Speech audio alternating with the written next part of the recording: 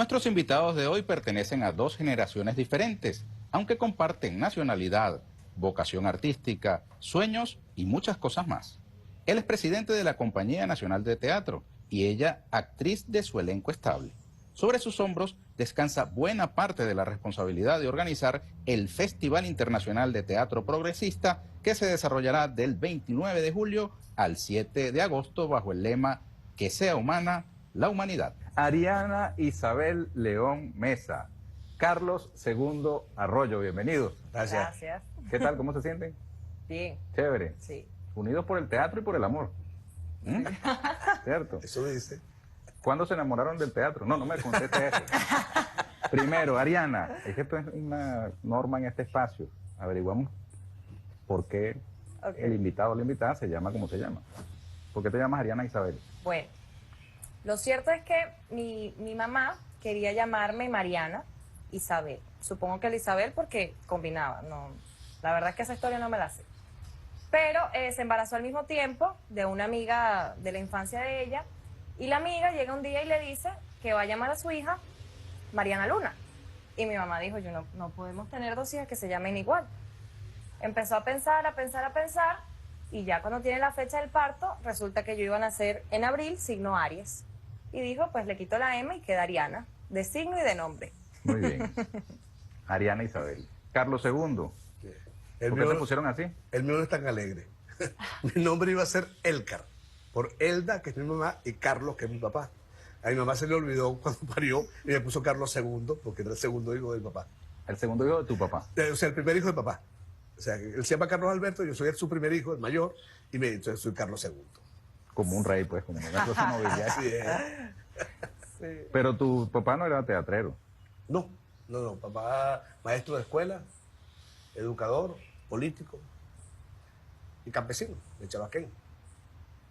Portuguesa. Sí, sí. Pero naciste en Barquisimeto. Sí, porque Chabaquén es más larense y trujillano que portugueseño. Y eso lo decide un río.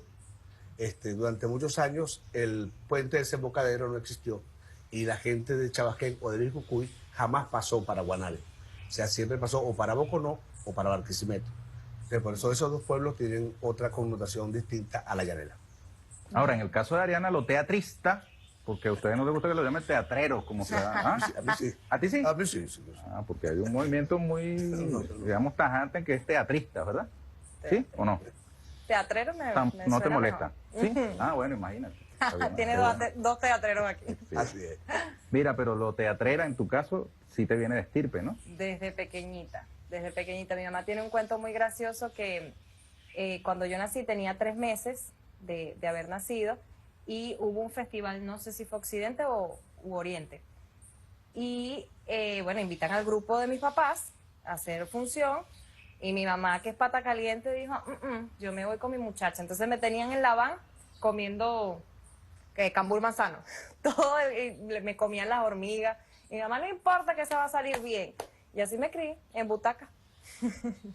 Y con el abuelo me imagino que, Sí, digamos, sí, tuviste también una influencia Sí, directa. mi abuelo tiene, por supuesto, toda una trayectoria teatral importante y es como reconocido como una de las personas más importantes en el teatro de títeres infantil. Y él creó un espectáculo de títeres que se llama El Diente Flojo.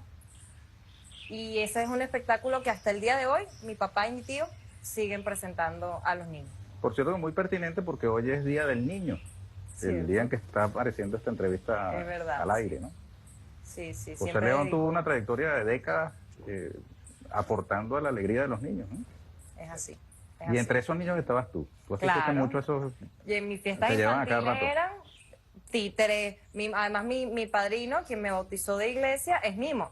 Entonces, yo de repente estaba en el colegio en primer grado haciendo tarea y en el salón entraba un mimo, que claro, arreglaban mis papás con los profesores, con el director, y entonces eran todos los niños encantados y yo feliz.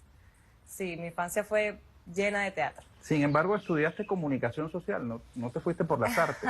Sí, esa fue, yo digo que una decisión de adolescente. Yo de adolescente dije, yo quiero estudiar algo que me dé dinero. Y entonces dije, voy a estudiar comunicación social. Adolescente.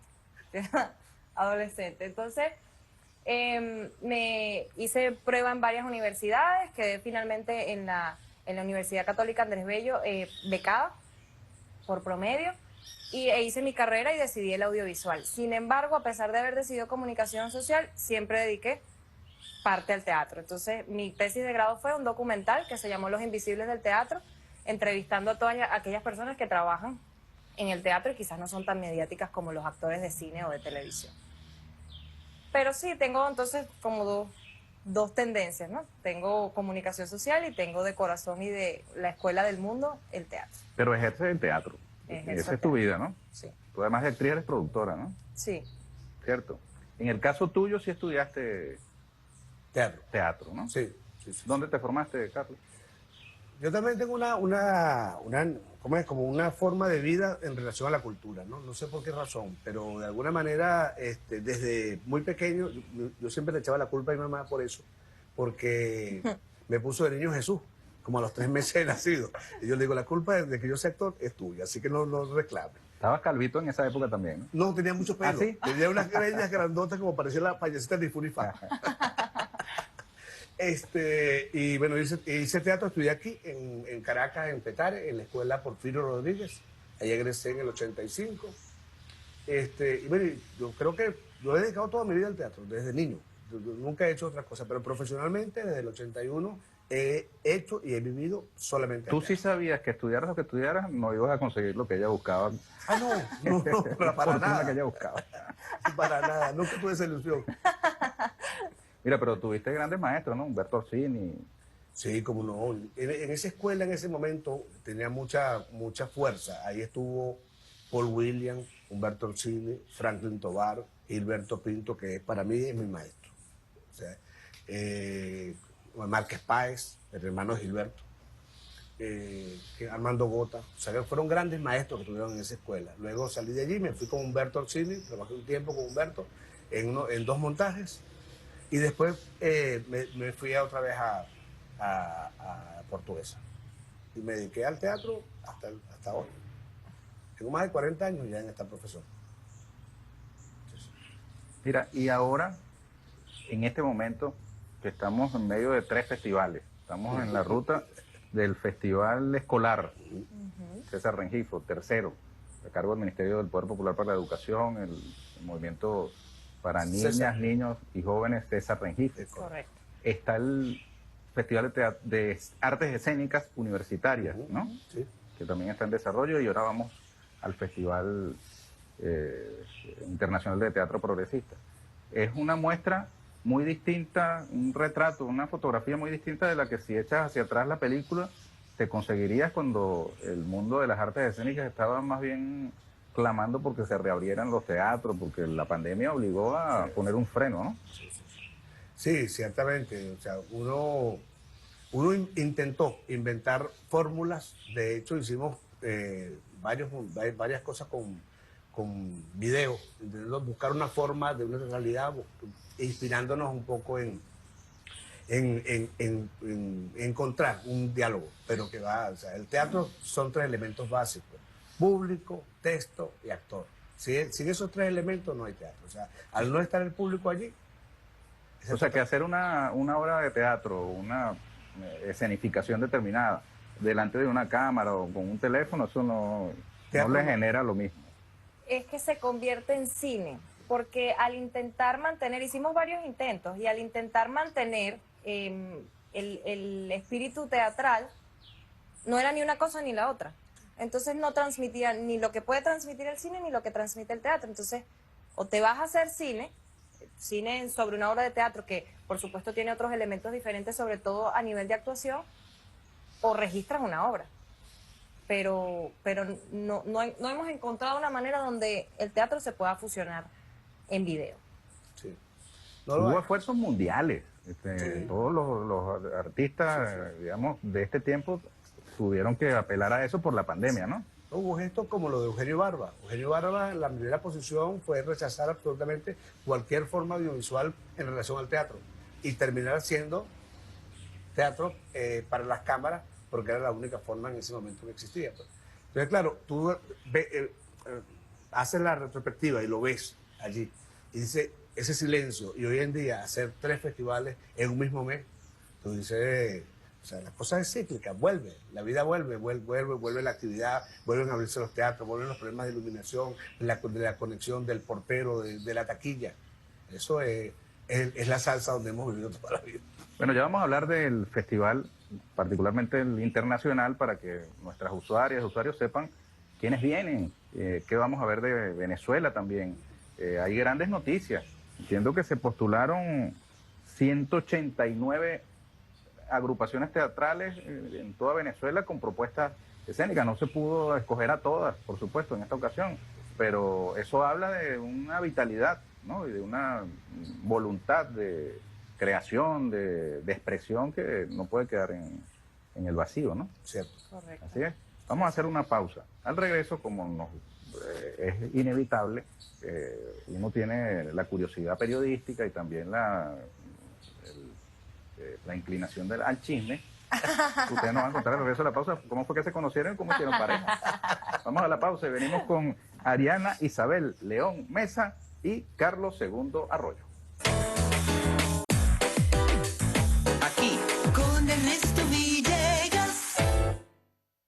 Ariana Isabel León Mesa y Carlos II Arroyo. Ellos están al frente de la organización del Festival Internacional de Teatro Progresista que estará desarrollándose en Venezuela, en Caracas y 8 ciudades del país del 29 de julio al 7 de agosto. Cuéntenos cómo va esa organización.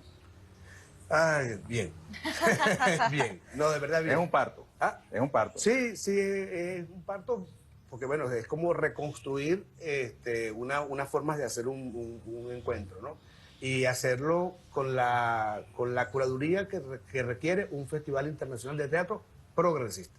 O sea, como hacer el énfasis en una palabra que constantemente nos están, no atacando, pero sí de alguna manera tú sientes la sensación de que el progresista tiene como esa... ¿Qué significa?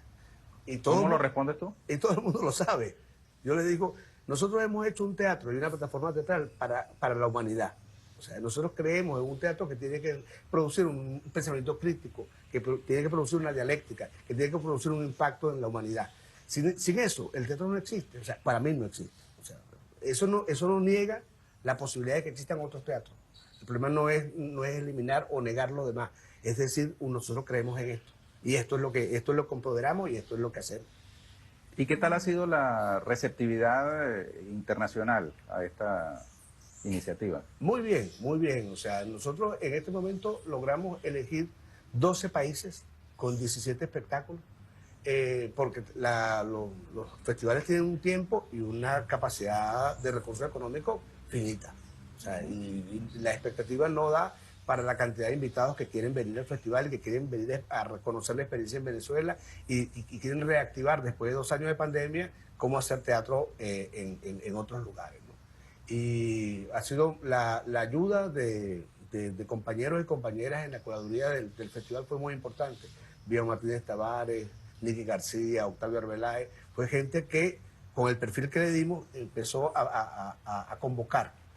¿Cuáles son esos 12 países?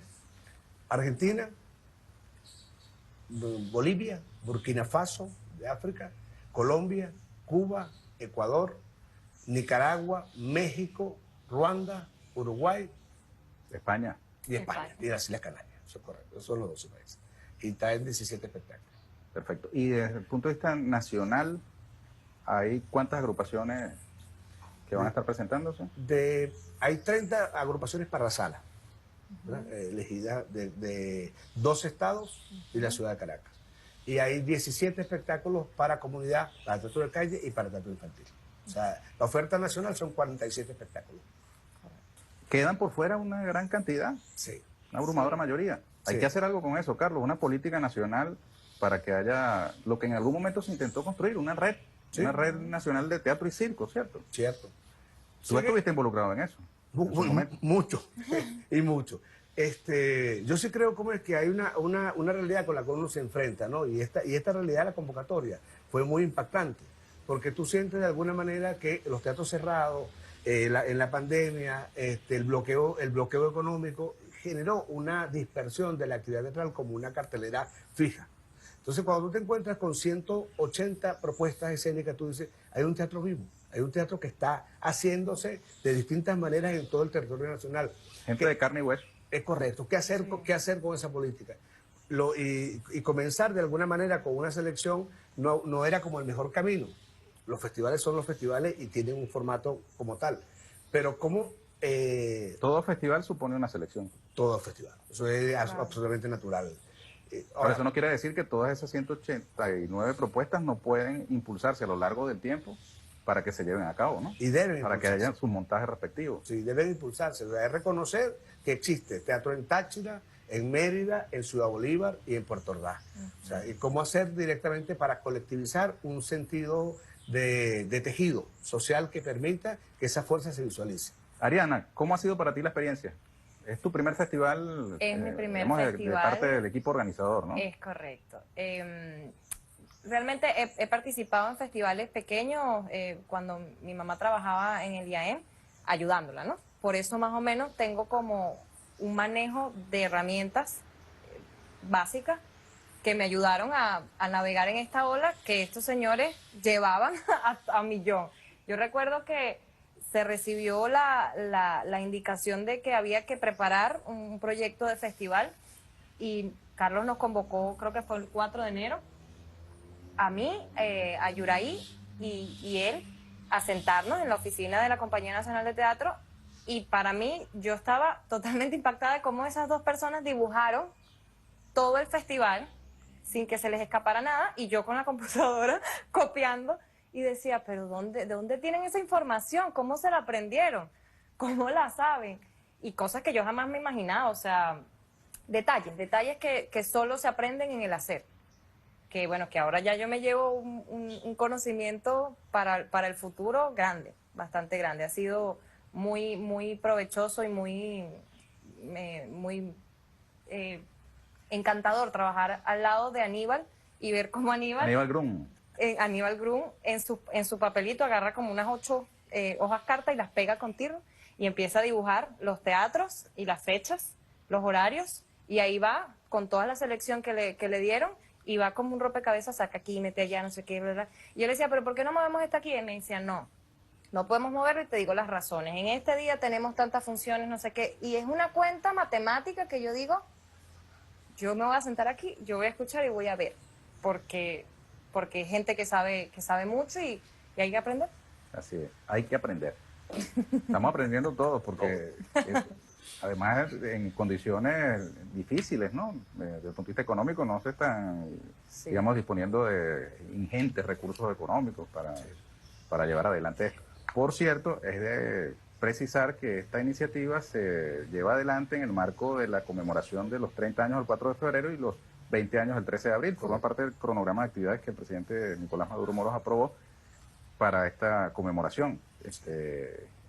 Por cierto, el presidente es un hombre del teatro, creador del movimiento de niños y jóvenes César Rengifo, ¿no? Sí. ¿Tú no coincidiste con él No coincidí, no coincidí. Teatro en sus no. tiempos de teatro? En su tiempo de teatro no. O sea, hay muchos años trabajando en Caracas en esa etapa de la juventud.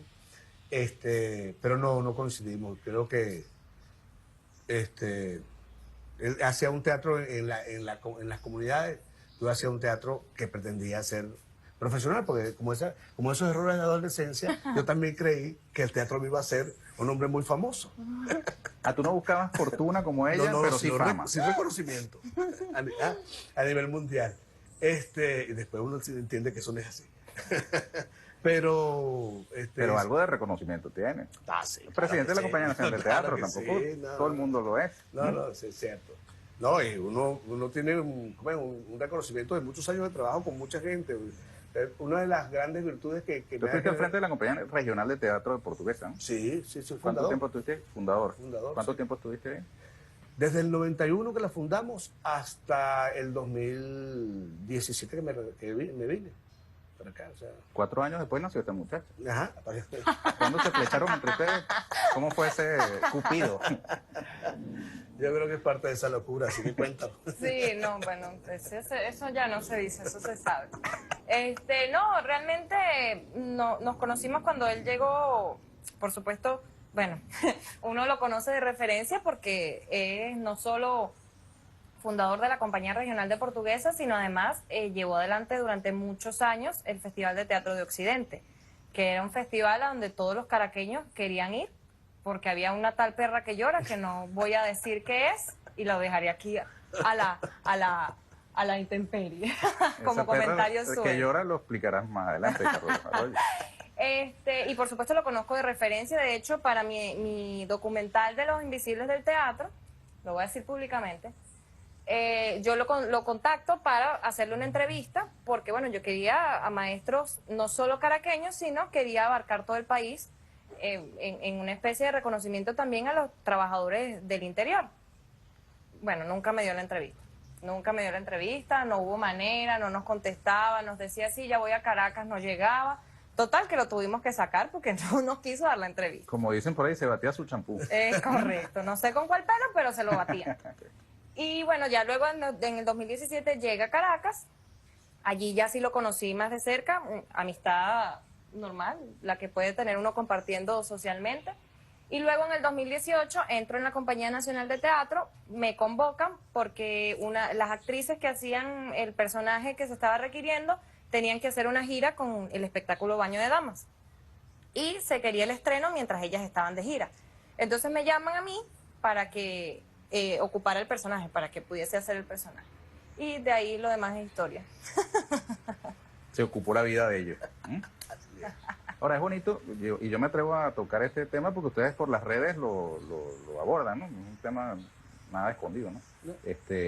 Pero es muy bonito que la familia la pareja, pues, se apasione también por el trabajo, ¿no? Que están unidos por una vocación. Que en el caso del teatro, algunos, quizás, como en el caso de Ariana, le viene por su contacto familiar, ¿no? Tu abuelo, tu papá, tu mamá, y bueno, Tío, el gato casa primo, eso... todo el mundo es teatrero ahí. Y a otros les viene por quién sabe qué razón, ¿no? Cierto. En el caso del teatro es, digamos, una pasión, un amor, porque salvo algún ingenuo puede creer que es una vía para obtener fortuna, como creía Ariana con la comunicación social. Sí, no, el teatro definitivamente es una pasión. O sea, se transforma en un vicio. O sea, uno hace teatro porque no sabe hacer otra cosa y no quiere hacer otra cosa. Tú te levantas pensando en el teatro, te acuestas pensando en el teatro y lo disfrutas al máximo. Yo encontré una forma de vivir del teatro, digamos, bien, tranquila, que tenga una familia grande, y siempre haciendo teatro. Tú tienes un chamo, Alejandro, ¿no? Carlos Alejandro, Sí. Ale Primito en las Ale redes, Primito. que también salió teatrero, ¿no? Sí, ya, pero eso ya es culpa de la mamá, Así, que también es actriz. que también es actriz, una gran actriz. Y tú Claro. no tuviste nada que ver con eso, entonces. Con Con que tu chamo salga así, obviamente. el otro hijo Es que que tengo ya creaste el imperio. con Edilza, es bailarín y actor, que es Carlos Gabriel. O sea, son mis dos últimos hijos. Ellos se dedican solamente a teatro. Pero toda mi familia, mi hija es licenciada en teatro y ahora dirige la Compañía Regional de Portuguesa conjuntamente con Aníbal Grum. Mi hija menor es actriz.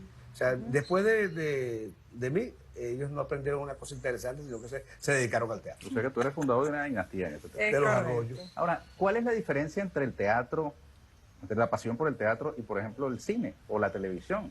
Actuar en las tablas, en un escenario, ¿qué diferencia tiene con respecto a hacerlo en un estudio? Son formatos distintos, incluso exigen modelos de actuación distintas. El teatro tiene más una movilidad de expresión en la máscara y en el cuerpo como tal, que el cine no te la pide, te pide más el respeto y la buena utilización de la cámara como tal. Y creo que también son costumbres, por lo menos en el caso nuestro. Uno era tan purista con el teatro que yo jamás pasé por un estudio de televisión, ni me interesó nunca pasar por un estudio de televisión. O sea, eso era otra cosa que no tiene nada que ver conmigo. Igual con el cine. ¿Tú sentías cierta superioridad respecto del...? Yo no sé si de la era su televisión? superioridad, pero sí, ciertamente era una cosa que quien hacía televisión no era una persona sagrada para el teatro.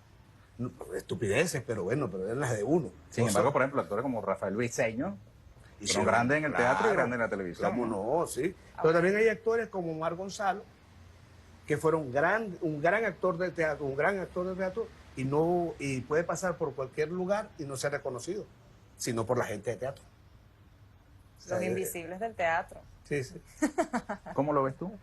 Sí, Tú que perteneces además a una generación muy mediada por lo digital. Sí, y sí. la No, cosa para mí audiovisual, no existió esa diferencia de la que habla Carlos, sobre todo porque para mí una gran actriz de teatro y de televisión lo es Aura Rivas y lo es Francis Rueda. Sí.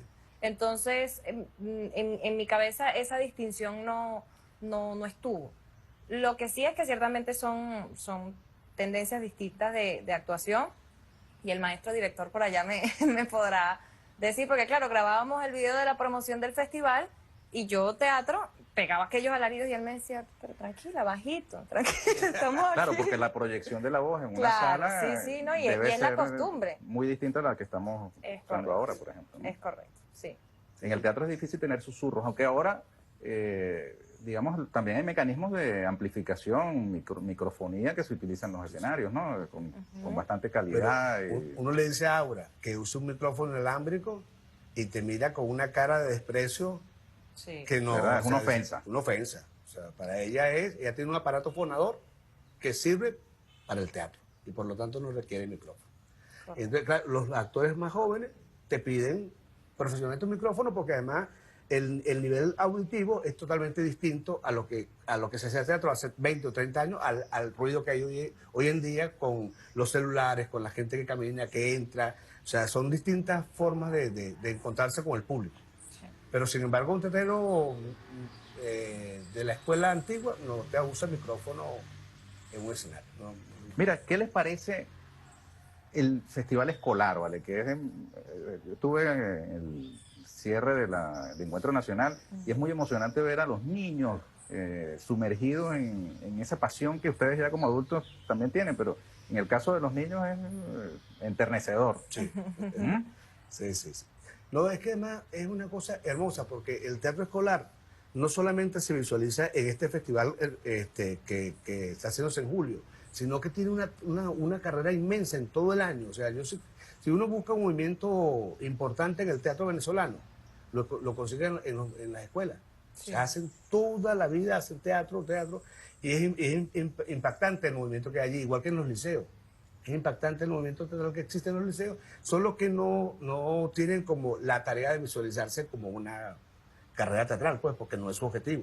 Para eso nació el movimiento de teatro César Rengifo, ¿no? Es correcto. Para dar visibilidad y dinámicas escénicas en todos los rincones donde Sí, no hubiera que llegase, ¿no? Sí, para hacer una expresión de ese gran movimiento que existe a nivel nacional y que debe tener de alguna manera una cantera donde depositar todo ese talento y decir, los niños que hacen teatro en todo el país están representados aquí también por este movimiento que le da imagen, le da cara, le da actividad. Sí. ¿Tú cómo lo ves? A mí me causa mucha emoción porque yo vengo de vivir eso. Yo empecé con 5 años en el TED haciendo un perrito. Entonces, para mí verlo es transportarme 20 años atrás y recordar todo lo que yo viví, porque además son procesos muy lindos. El TED Uno es aquí en la siente- parroquia San Pedro, ¿no? El Ajá, Teatro correcto, Luperas. al lado yo estudiaba en el Colegio San Pedro y hacía teatro al lado. Entonces salía de clase y entraba a hacer teatro de 2 a 4, donde uno vive cosas muy lindas. Y yo todavía tengo recuerdos del olor de los camerinos, de la sala. Son como momentos de tu vida muy importantes para el desarrollo. Y yo siempre digo que a pesar de que mi familia en efecto hace teatro, esa experiencia de vivirla yo desde chiquitica, que además yo lo decidí, le dije, mamá, yo quiero meterme en teatro, me ayudaron mucho a lo que uno necesita de seguridad siendo un niño. Uno desarrolla muchas habilidades de inteligencia emocional, de inteligencia social, que no se desarrollan en otros ámbitos. Entonces, verlos a mí tan chiquiticos haciendo teatro me emociona mucho y me transporta. ¿Es imaginable a alguien del teatro que tenga miedo escénico? Ay, ¿Sí? Mucho. Cuéntanos. Tienes ¿Cómo que, es eso? tienes que estar entre patas, tendríamos que ser entre los telones, cuando cualquier actor, por más profesional que sea, Aníbal Grum, ¿verdad?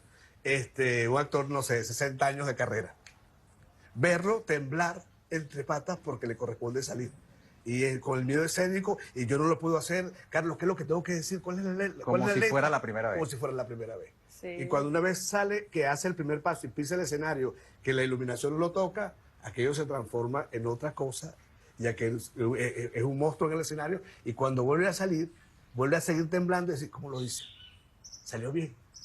Sí, sí. Creo Bueno. que nosotros decimos algo, los actores y los directores, es que el día que dejemos de sentir ese susto en el estómago antes de salir, tenemos que dejar de hacer teatro. Son las maripositas. Es ¿Mm? correcto. Mira, vamos a hacer otra pausa más.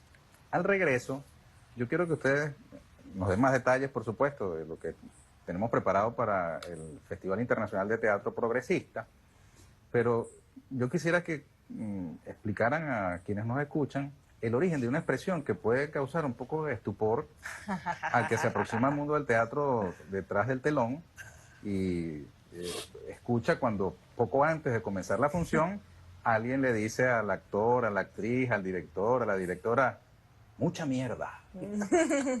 Vamos a la pausa y venimos enseguida con Ariana Isabel León Mesa y Carlos II Arroyo. Aquí, con Ernesto Villegas. Ariana Isabel León Mesa y Carlos II Arroyo. Carlos es el presidente de la Compañía Nacional de Teatro. Ariana forma parte del elenco estable de la compañía y del equipo de producción del Festival Internacional de Teatro Progresista que estará presentándose en Caracas y 8 estados del país desde el 29 de julio hasta el 7 de agosto. Por eso estamos conversando hoy con ellos, con ella y él. Tú habías mencionado una perra que llora, ¿cómo es eso? Echa ese cuento, Carlos Arroyo. Mira, la perra que llora es un bar. Un bar. Ah, Un bar del festival que se lo robamos a un hombre de un bar de la ciudad de Guanare que tenía una perra que cuando le ponían música de ranchera cantaba, aullaba. Entonces por ese bar todo el mundo decía, vamos para la perra que llora. Nosotros lo agarramos como un juego para el festival y decíamos que era una gran fórmula porque después de cierto tiempo de estar en la perra que llora la gente decía, ¿qué festival tan bueno es este?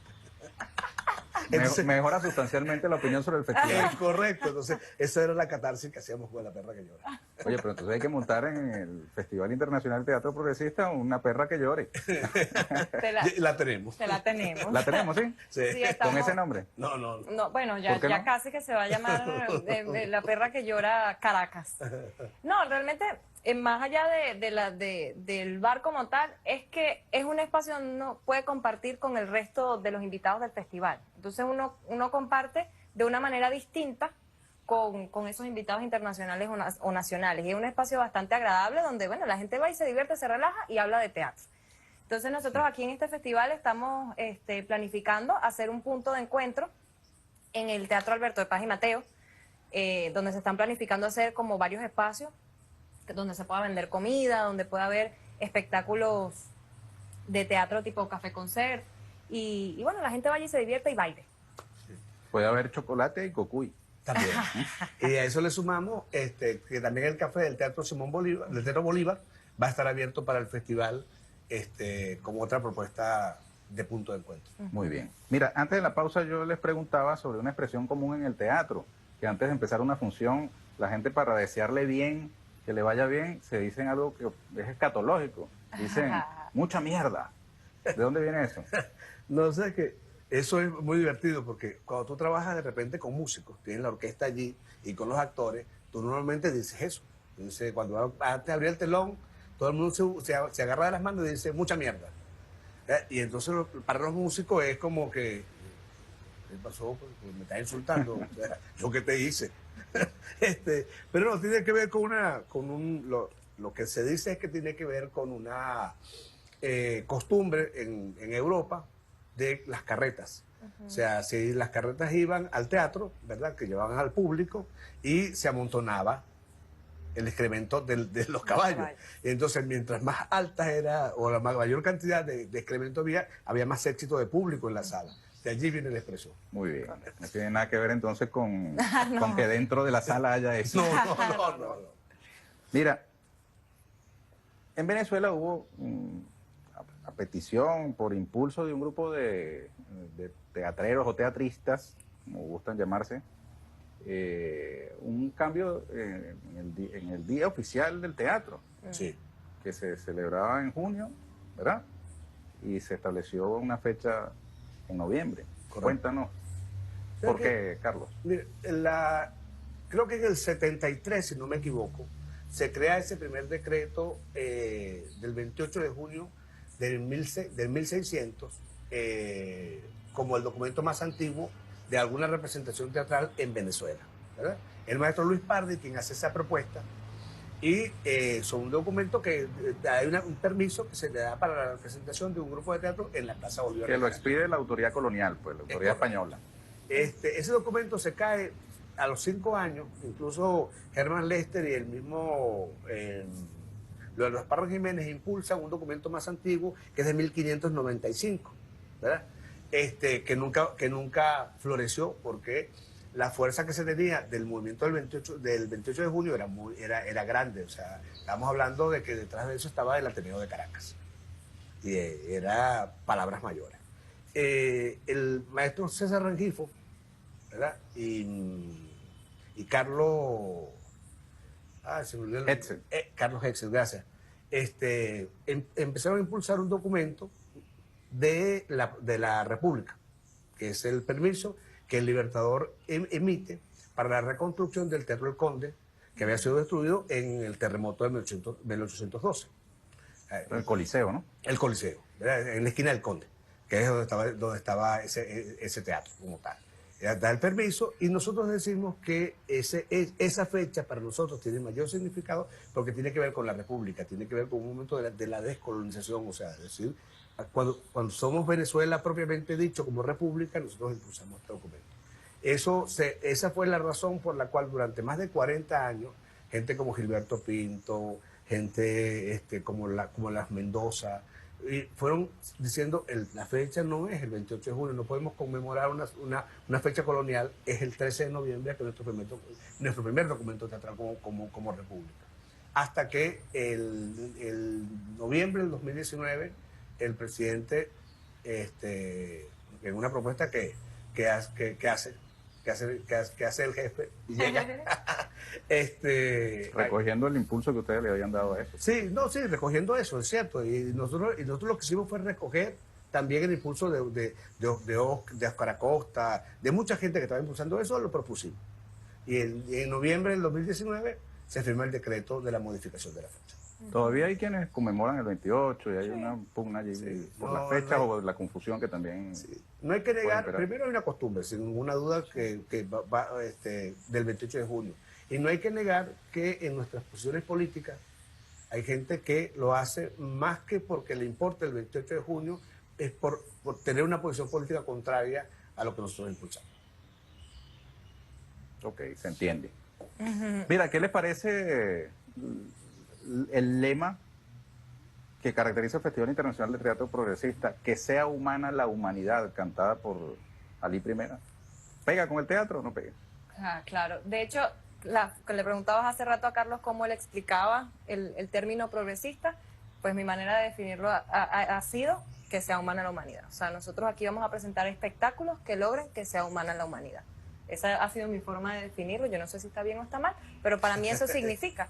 O sea, presentar temas que tengan que ver con el desarrollo humano y con la defensa de la humanidad es hacer un público más humano. Oye, porque también, digamos, hay una diversidad en las expresiones artísticas, obviamente, eso es natural del arte, ¿no? Una cosa que sea toda entubada por un solo carril, por decirlo menos, es incompleta. Ahora, en el caso del teatro también ha habido históricamente, con el vodevil y estas cosas, también hay un teatro que es, digamos, que no busca, digamos, la humanidad, sino sencillamente, digamos, explotar de pronto el tema de la mujer, los temas del sexo, esas cosas que, incluso para decirlo con nombre y apellido, aquí hubo una gran tradición en el teatro Chacaíto, ya no sé si existe todavía, ¿no? No, sí está. Sí está. Chacaíto fue una gran cantera de eso. Pero a mí me gustaría retomar el tema de lo de Humana la Humanidad para contar dos secretos. Nosotros el logotema se lo propusimos a Andrea Brito, ¿verdad? Una idea de un tema que nos interesa mucho en Venezuela en lo particular, porque en Venezuela se reconoce, en la tradición de la cultura popular, se reconoce la música y la danza, pero no la máscara. O sea, tú no hablas de un teatro popular que no tenga la connotación de hacerlo en la comunidad, ¿verdad? Entonces, yo decía siempre, hay que buscar la forma de definir la máscara en la cultura popular. Y bajo ese concepto, Andrea toma esas dos máscaras de Yares, de los diálogos de Yares, de los diálogos danzantes de Yares, y hace esa fusión con la tragedia y la comedia que le quedó precioso. Precioso. Que es la clásica, digamos, imagen del teatro, ¿no? Sí. Las máscaras, una sonreída y la otra La triste. tragedia y la comedia. La Eso tragedia y es. la comedia. Y ella, digamos, se inspira en los diablos danzantes de Yare y hace su correcto, propia interpretación. Eso lo presento a Rodolfo Porra. Le digo, mira qué buena imagen es esta. Qué hermoso le quedó, qué contundente es la fusión entre esa tradición occidental del teatro, la tragedia y la comedia, y la tradición popular venezolana. Y Rodolfo dice, Carlos, ahí hace falta un lema. Ese festival tiene que decir algo. Dice, ¿por qué no le colocamos que sea humana la humanidad? Y yo lo miro así sorprendido y digo, wow, te quedó redondo. Te quedó redondo porque fue muy... la imagen, el lema de haberlo tomado de Dalí Primera, que además para nosotros es una cantera de inspiración siempre, ¿no? Fue muy contundente. Sí. Y en medio la flor. Y en medio de la flor, que es nuestro símbolo, la paz. O sea, la paz, el respeto, se respeta. Yo no me meto contigo. Yo tengo una condición pacífica de la vida, sin que eso signifique estupidez o tontería. O sea, eso significa respeto, y el respeto es un paso muy, muy concreto hasta donde podemos llegar. Bueno, ya estamos terminando. El Festival Internacional de Teatro Progresista desde el 29 de julio hasta el 7 de agosto. Hay un tema que son las entradas, ¿verdad? Que se comercializan en Caracas a través de la página ticketmundo.com y VenUp, Sí. ¿no? La aplicación venezolana. Además, en el interior, a la gente con toda razón no le gusta que se hable del interior del país, en el resto de los estados del país, ¿verdad? Se va a estar vendiendo a través de VenUp y en las taquillas de los teatros. Sí. Aquí en Caracas también habrá venta en taquillas de teatro, en las librerías del sur, por Sí. cierto, Las librerías ¿no? del sur, correcto. También habrá en Caracas venta por taquilla, ¿no? Sí. A ver, el primer paso es esto. Una especie de preventa. Ajá, que está ocurriendo con estas dos plataformas. Y con librerías del sur. Y ahorita vamos al paso de lo físico en la librería del sur, y ya llegando las fechas del festival en las taquillas de los teatros donde están los espectáculos. Son precios bastante accesibles que van a permitir un fondo que debe reinvertirse en el teatro. Correcto. O sea, ese fue el compromiso y eso es lo que vamos a hacer con ese recurso. Va a quedar un saldo también en cuanto a las salas, ¿no? Que están siendo intervenidas, Sí. varias de ellas, ¿no? Sí, sí, no, es importante una revisión de los espacios escénicos. O sea, pues bueno, son espacios que se utilizan y se van deteriorando, normal. La iluminación, el sonido, las butacas, la alfombra del piso, los baños, los camerinos, es propio de una dinámica de trabajo.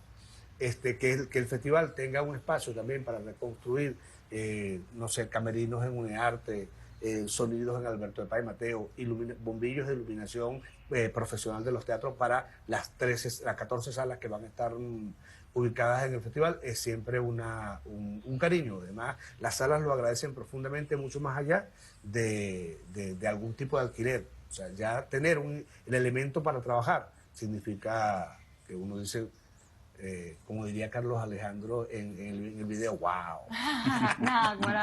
Ale Primito, por las redes, ¿no? Ale Sí, sí. Primito. TikTok e Instagram. Instagram. Ale Ale Primito. Primito. Sí, sí, sí. Ariana, terminemos invitando a las personas que te ven que asistan al que festival. sí. Pues bueno, mi invitación es para que vayan del 29 de julio al 7 de agosto, asistan a las salas de teatro, a todos los espectáculos que se van a estar presentando, a los internacionales y también a los nacionales, de los cuales nos debemos sentir muy, muy orgullosos, y que llenen pues la sala de muchos aplausos. Que así sea. Lo decimos como en el teatro. Mucha mierda. Mucha mierda. Carlos, un mensaje.